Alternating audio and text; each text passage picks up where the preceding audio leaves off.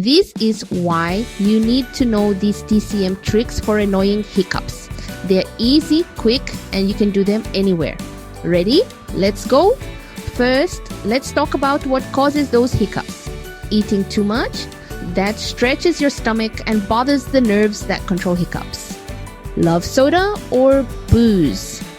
Those bubbles and alcohol make your stomach gassy and your diaphragm cranky. Now, here are 2 easy TCM acupressure points to try. Leg 1, it's 3 finger widths up from your inner wrist crease between the tendons. Press firmly and breathe deeply 10 times. Next, Zuzanli, 4 finger widths below your knee, just outside your shin bone.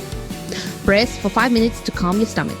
Bonus tips: stop eating, sip warm water, and sit up straight. And remember, if hiccups keep going for more than a day, see a doctor. Follow for more easy health tips.